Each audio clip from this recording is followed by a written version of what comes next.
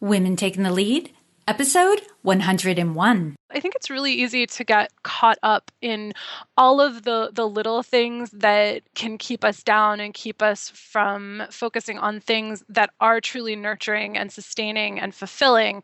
And that if we do kind of step back and think about being these tiny little specks in the universe, and that, ultimately nothing in the grand scheme of things is that important, there's this liberation that comes with that, because the other side of it is, hey, I am this tiny little speck of dust in a greater universe, but I can put all of my time and energy into doing things that are both going to make all of the people around me, all of the lives that I touch, that much better, and simultaneously enhance my own happiness and my own sense of fulfillment with my own life.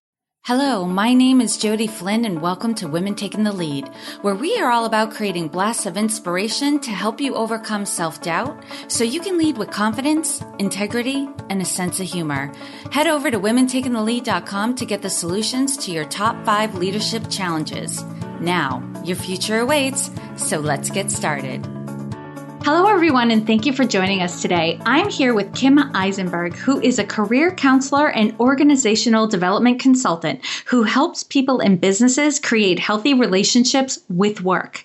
She blends her expertise in corporate career services, counseling, and organizational leadership to deliver candid, strengths-based approaches to career and business development. Okay, Kim, that's just a little intro for everyone. So tell us more about you and your own humble beginnings. Well, first of all, thank you so much, Jody, for having me on the podcast. I'm extra excited after chatting with you for a few minutes and getting an even more in-depth sense of what you have your guests on to talk about. So I'm really excited to be here. And like you said in your intro, I'm a career counselor and an organizational development consultant, which is a huge mouthful, but hopefully I will be able to talk about all of those things and weave them together in a way that makes sense. So in terms of my own humble beginnings, I really enjoy talking about this story when it's appropriate to do so, and now seems like a good time. So I grew up in a middle-class household with really high expectations about what I was going to do with my life. People with graduate degrees and professional paths, and the path was laid out for me, and it was clear. And due to a whole variety of factors, things just, dysfunctional household growing up stuff, by the time I was a teenager, I was super depressed, engaging in a whole bunch of really self-destructive behaviors, the things you would sort of imagine an angsty 16-year-old to do, and wound up dropping out of high school in my senior year, much to the chagrin of my entire family, my community, my friends. It was a big deal, and I just got completely derailed off the path and couldn't get out of my own way. It took me a really long time to get back on a path and to actually make a path for myself, because I really lost touch with whatever the societal expectations were for doing it right. And over time, between dropping out of high school and then getting a GED and then floundering, not really being able to progress very much in terms of school or in terms of career, I spun my wheels for a while and, developed all of these scripts in my head about what that meant, that I had dropped out of high school. I didn't have a college degree. I wasn't making that much money. I didn't know what I was doing with my life. And slowly over time, I chipped away at it, and I got increasingly better career path positions, working both in nonprofits and private industry. I went to school at night and finally finished my bachelor's degree at age 30. I went on after that to do a graduate degree in just a couple years, which felt like an amazing magical whirlwind to finish a degree program in just a few years, 2 years actually. And so over the years, it really was up to me. I didn't have any sort of framework or any sort of system in place to pick myself up and turn it around. It was just a ton of trial and error over time to get to a place where I felt like I had something to offer, where I felt really confident in myself, where I felt like I was making valuable contributions, and I felt the sense of esteem and confidence that comes from being able to be successful and being able to be, to a certain extent, self-made. And it's interesting to be where I am now, having been an entrepreneur out on my own for the past 3 years and having all of those experiences behind me, and see that trajectory and how much of a roller coaster it was, and how much I had to struggle mostly to get out of my own way to do the things that I wanted to do. So it's really fun to reflect on, and I'm super happy that you ask about the humble beginnings stuff. Oh my gosh, Kim, congratulations, by the way, for all of that. I don't want to just focus on the graduate degree, though that is pretty awesome. But what it must have taken for you to just do, like, make the little course corrections, to get yourself back on track. That was quite a journey. Yeah. I mean, in a lot of ways, the graduate degree, by the time I got there, that was the easy part. Right. It was spending the entirety of my 20s trying to figure out how to hold down full-time jobs and to figure out what my value was and the kind of contributions I wanted to make while having a life, while going to school at night, and just chipping away at the bachelor's degree over time. So that was rough. Doing a 2-year MSW program full time because I was married and had the luxury of being a full-time student, that was a luxury. Right. That I have a friend who did the same thing, and she loved that lifestyle. Right. Yeah. But when you have the mental mindset that supports it and tells you that you can do this, you're capable, you're confident, you deserve this, it's a no-brainer, and you just do what you have to do. But when you have the mental mindset that you're trying to overcome, to do the little things, that's hard. Yeah. And thank you for sharing that. I think we don't hear that enough about what it took to do the little things, right? Because when you do have the right mind frame, life gets a lot easier. It does.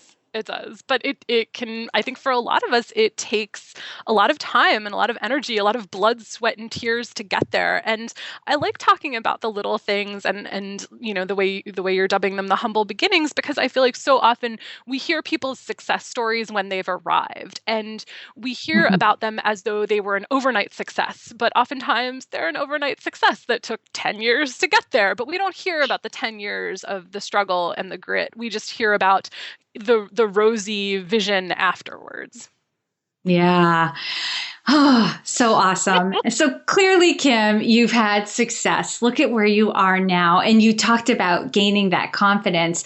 So take us back again. Let's put the microscope on one particular story and where you were playing small. Right. And you probably weren't aware of it at the time. You were very angsty during that time. Right. And probably a little unaware of like what your true value was. Now, looking back, you can see like you were very capable, but you might not have been aware of it at the time. Share with us that story. Sure. So the one that I would like to share is actually from not that long ago. It's from right after I went out on my own with my business full time. I'd been doing the work that I do currently. I'd been doing it part-time for a long time, just as a, side hustle, a labor of love. And in January 2013, took it full-time as my primary endeavor. And the first couple of months went okay, but I was in this perpetual state of panic that it wasn't going to work. It wasn't going to be sustainable. I wasn't going to make enough money. I was very, very fearful. So I was simultaneously really excited and really afraid. And after doing it for a couple months and having some small wins, the fear just took over, and I went out and looked for a full-time job. And as part of that process, as the entire process actually, I accepted a position that on the surface, I was able to rationalize to myself why it was a good idea, because the consulting firm that I joined was one whose mission I really believed in and that I was very excited to be a part of. And the piece that I rationalized was that it was okay for me to take this position that I took, which was a very junior level position. And I decided that it was okay to do that, despite the fact that not just the title and the money, but also the type of work that I would be doing was way, way, way below my level.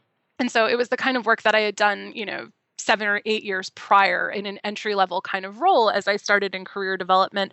And I found myself back in that position, kind of telling myself why it was okay to do that.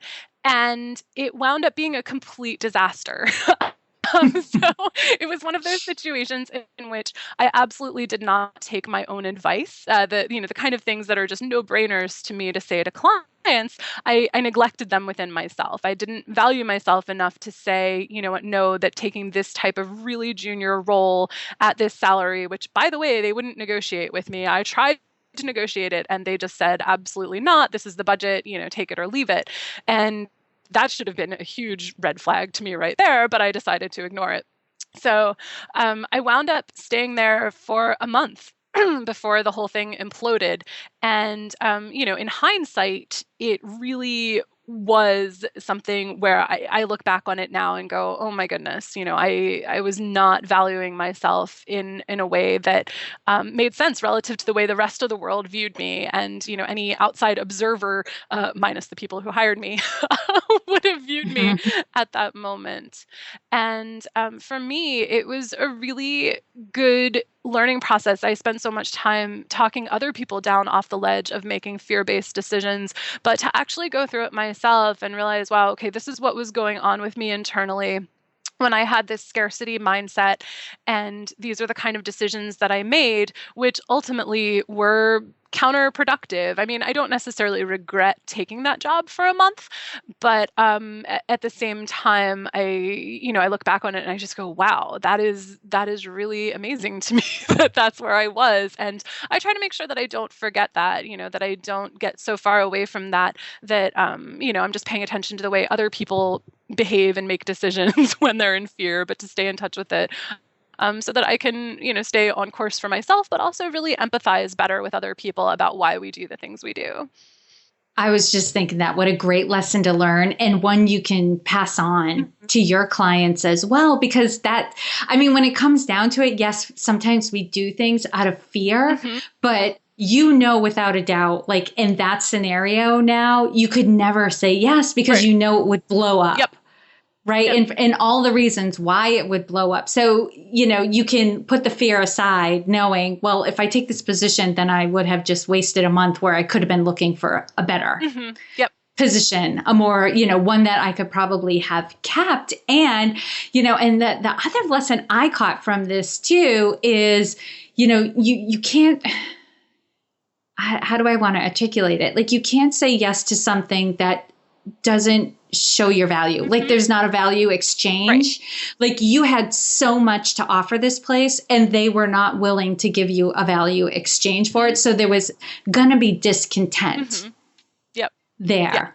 And that's important to recognize for anyone who's going into any situation, especially in your career, but any situation. It could be you have your own business and you're getting hired by clients, or there's an exchange of services going on, doing a favor, exchanging favors. There has to be a clear, equitable value exchange. Yeah, absolutely. In it.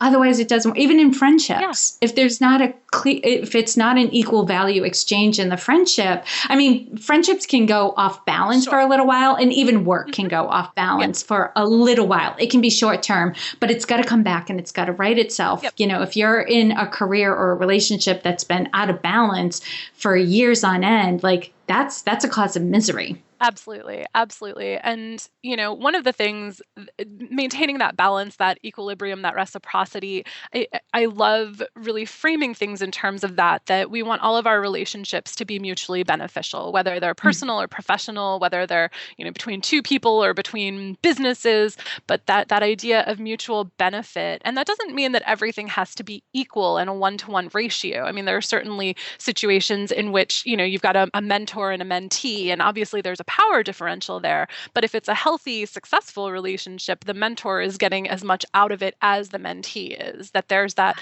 mutual energy that goes into it and both parties walk away better for it. And Kim, now share with us a time in your journey when you had a wake-up call. Take us back to that moment and share with us the steps that you took that led to your success. Sure. So I don't like generally focusing on wake up call or aha moments, because I think that, fundamentally it is all about the little stuff. Change and development is a process. It's not an event. And at the same time, there have definitely been a few moments along the way. So in particular, when I was in that terrible month-long job, I had a couple little wake-up calls that helped me to get myself out of there. The first one was that one of the clients from my own business that I was working with landed a really, really prominent, prestigious position that I had coached her to get. And so I'm sitting there at my day job, feeling very small in my little box, getting messages from my client who's over the moon because she's been hired for this executive leadership role, and just saying to myself, what the heck am I doing here? And then shortly on the heels of that, I found out that a research paper from a previous position that I had co-written but was first author on, I found out that had been accepted for publication in a peer-reviewed journal. So again, I'm sitting here in my little tiny cube feeling very unimportant and getting these external affirmations, all of which helped me to get myself out of there eventually. But then the thing that really, I think, stands out to me from fairly early on in my entrepreneurial journey is that within a couple months of leaving that position, I realized that there was this thing happening where I would talk to my friends about what I was doing, and they would say, oh, how's it going? Did you find a real job yet? What's going on? In terms of was I doing my business, or was I a job seeker? Who was I? What was I doing? And that whole "did you find a real job yet" thing, that really started to irk me. And I realized that so much of it simply came down to people believe what we show them, not so much what we tell them, but what we show them. And so for me, that was this huge wake-up call to start showing them something different. So rather than all of the hedging and the excuses and being shy about what it was that I was doing, I started answering them much more boldly and much more confidently and saying, oh no, this is what I'm doing. I've taken my business full time, and this is how it's going, and these are the people that I'm working with, and this is what I'm excited about. And really there was this period of a couple months where in my social life that became my mantra. When people asked me how things were going, I projected with confidence that was what was happening, and this is what I'm doing with my life, and hey, come along for the ride with me. And it made such a huge difference just to get out of my own way and to start talking about the things that I was fired up about, and to get other people excited and fired up with me. It's amazing how when you declare something confidently, how quickly it comes about. Yeah. Because everyone's just on board with it. And Kim, I have to say, it's so amazing because I love that story where you're like, here I am in my small job and my clients are having these amazing victory stories, right? That tells me, one, like you have an amazing process that you take your clients through that gets results. So you were an expert in the process. And what I was hearing was you didn't put yourself through your own process, right? Or you were skipping over a step. And I see coaches and counselors and consultants do that all the time, right? They developed a system because it's part of their own story and their own legacy. So they know it's really our systems are a reflection of our own weak points. And so we've developed these systems and then we share them with the world. But what we can oftentimes, our Achilles heel is then we fall back into our old patterns. Yeah. And it's amazing because that can happen where you could have the most successful clients and be earning $30,000 a year or less. It's so easy how that happens, but you caught on to it and turned it around. Yeah. And it definitely, it is absolutely what you're describing, where it's so easy to slip back into our comfortable patterns. Those neural pathways are burned in our brains. And if we're just comfortable enough, then we won't want to change. And it's hard to turn the lens on ourselves. Right. Or fear Yeah. gets the best of you, Yep.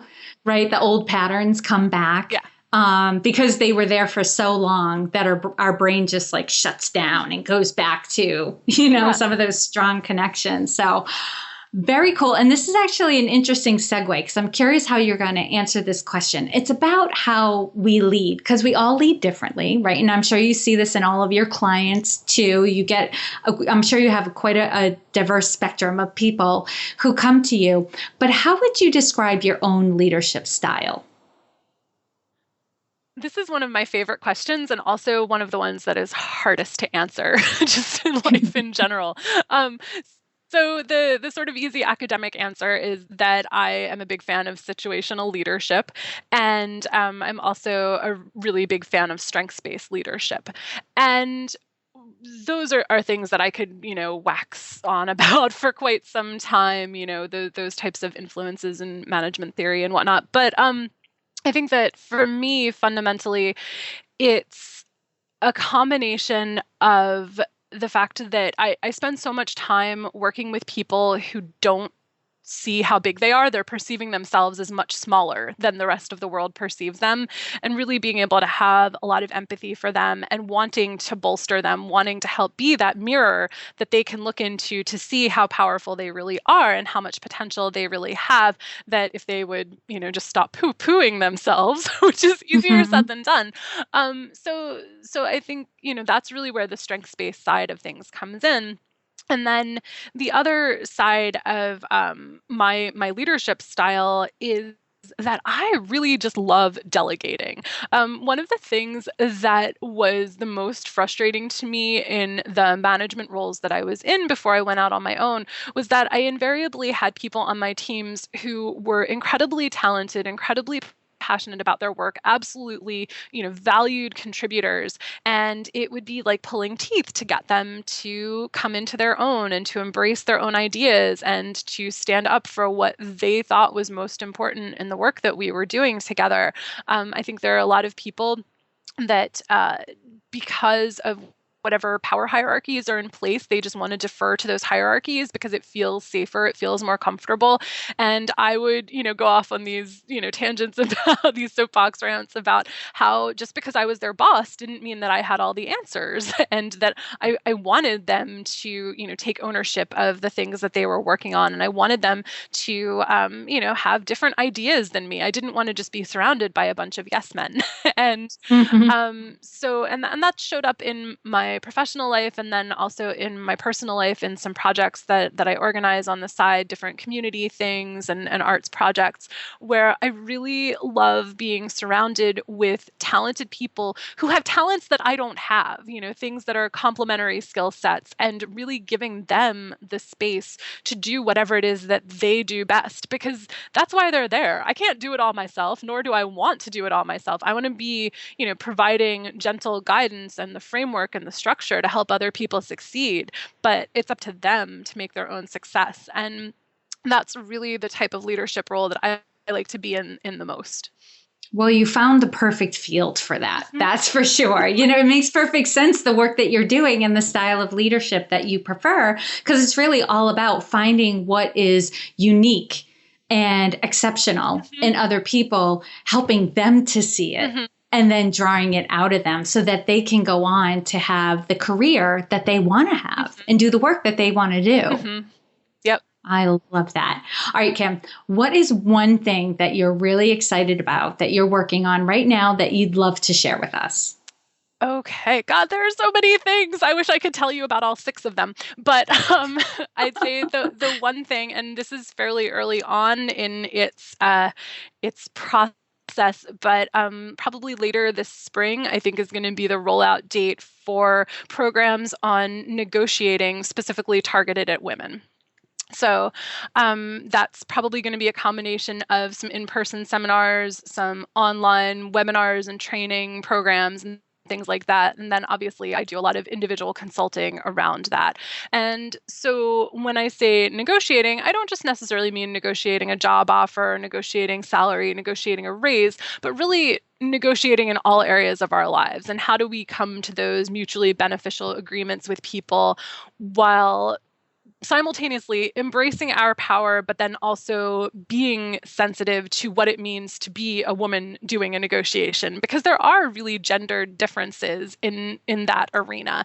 And more and more, this seems to be something that people I talk to are really hungry for. And, hungry for it irrespective of gender. But obviously, there are some things that are a little more near and dear to my heart. And so negotiating for women is really at the top of the list. So that is something that I'm working on currently and really excited about. And that's one of the skills I think most women would say, I'm not good at this. Mm-hmm. I am not good at. I met a woman recently who's very good at sales, very good at negotiating, and I was like, "Do you realize how rare you are? Mm-hmm. Mm-hmm. Like, you do not often hear women say, "Oh yeah, I'm totally comfortable going into a room and negotiating for myself," right? Because it starts with value and worth, and what your strengths are, and what you have for leverage in any situation. And actually, Kim, I'm going to be launching a program in the early spring that's all about getting yourself to a place where you are promotable. So your course is probably going to be a great jumping off point from there. So we'll have to chat more about that. Yeah, so absolutely. I love that. Yeah, I love what you're doing. I'm excited. It's something I don't currently offer, negotiating. And actually, I'll probably end up in your course at some point too. So well, that would be certainly delightful. You can, yeah.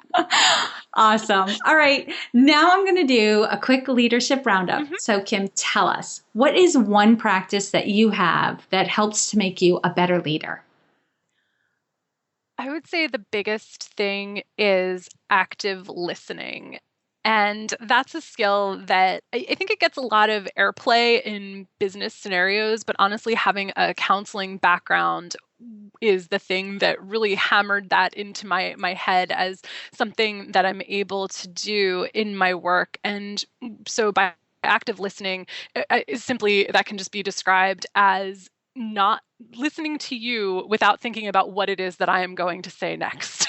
And really being a leader who can be there and be present and be in the moment with people and not thinking about my own agenda or my own thoughts or this cool idea that I have, but really being able to listen and tune in to what's going on with someone else. Because fundamentally, no matter what we're talking about, whether it's, an individual person situation or a business that's trying to enact some sort of change or whatever it is, everything we're doing is all about our relationships and our interactions with other people. And the more substantive, the more genuine those relationships and those interactions can be, the better off everyone is coming out on the other side. Yeah, and that's definitely a skill that's worth practicing and getting better at. Yep. So that's awesome. Yeah. All right. And what is one book that you would recommend to a woman to help her develop her leadership?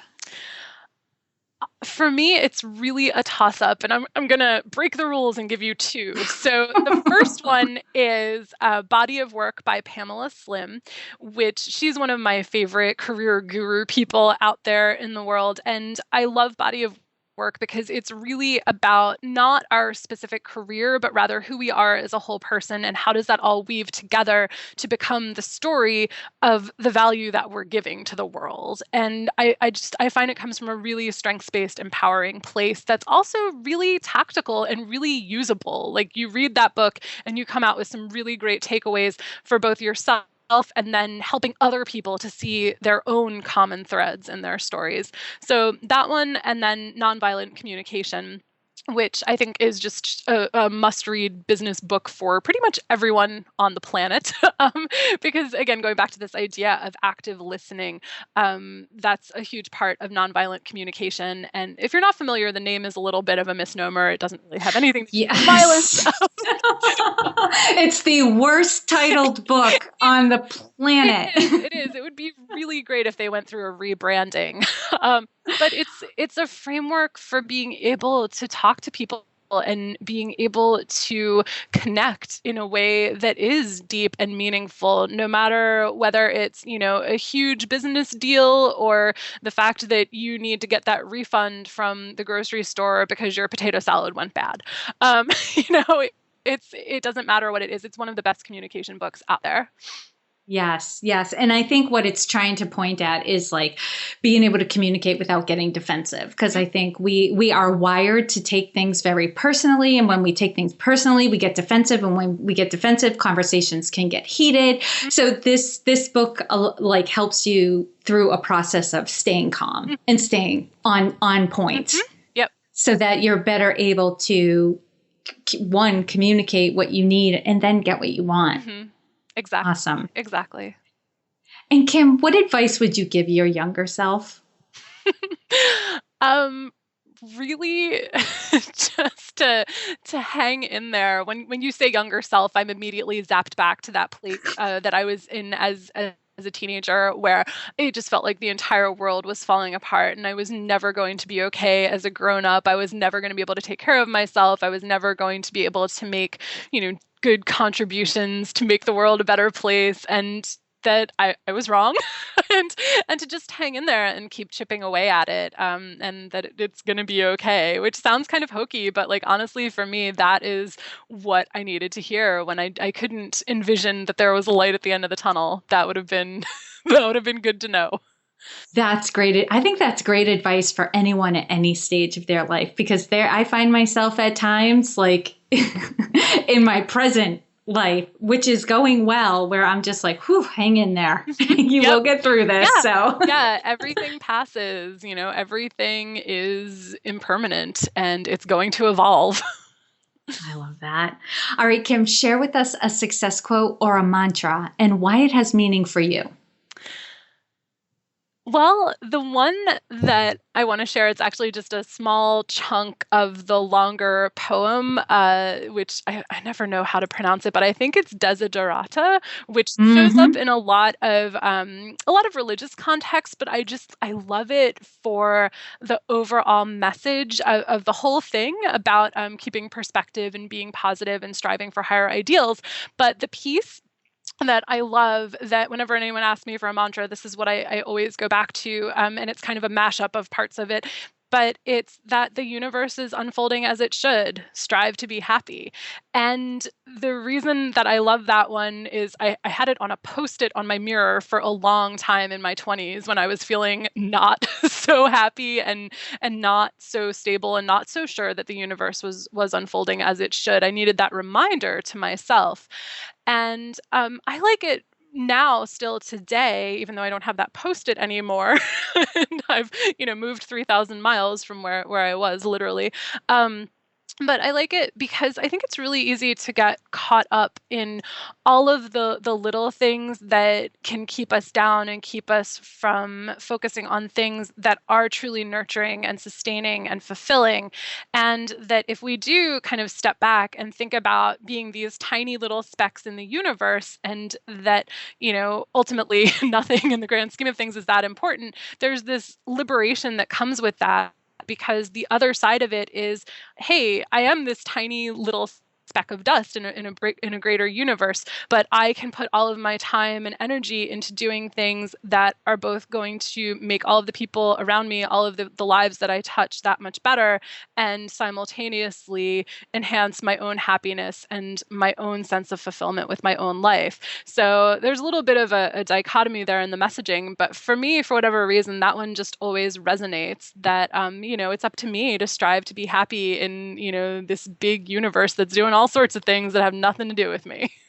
Oh, I love that. And you just brought me back, because I had the Desiderata on a poster on my wall in college and used to read it all the time. It was just a great reminder about, personal responsibility and not worrying about what other people are doing, to focus on just, again, like that theme again of just being the best version of you. Yeah. That you can be. So thank you for that reminder. Sure. All right, Kim, what is the best way for this community to connect with you? Well, the most central way to do it would just be through my website, which is kimeisenberg.com, KIMEISENBERG.com. From there, you can link out to all of my social profiles on Facebook and LinkedIn and Twitter and all the places. But yeah, website's probably the best jumping off point. Awesome. And for those of you who are out for a jog or you're in your car, don't worry, because all of the links and resources that Kim shared in this episode will be at womentakingthelead.com, or you can use the short link, which is womentl.com, and then you can connect to her on her website. All of that will be there. And Kim, thank you so much for taking the time to inspire and enlighten us. We are all better for having met you. Thank you so much, Jody. This was such a pleasure. Thank you for joining me on Women Taking the Lead. Were you inspired to take some action today, but maybe don't know where to start? Or maybe you have so many great ideas you can't decide where to focus your attention. Don't let stress or overwhelm stop you from having the career, the business, or the life you want to live. Head over to womentakingthelead.com/coaching or use the short link womentl.com/coaching to sign up for a consultation with me. And to strengthen you on your leadership journey, I'd like to send you off with a quote from Marianne Williamson, so here goes. Our deepest fear is not that we are inadequate. Our deepest fear is that we are powerful beyond measure. It is our light, not our darkness, that most frightens us. We ask ourselves, who am I to be brilliant, gorgeous, talented, fabulous? Actually, who are you not to be? You are a child of God. Your playing small does not serve the world.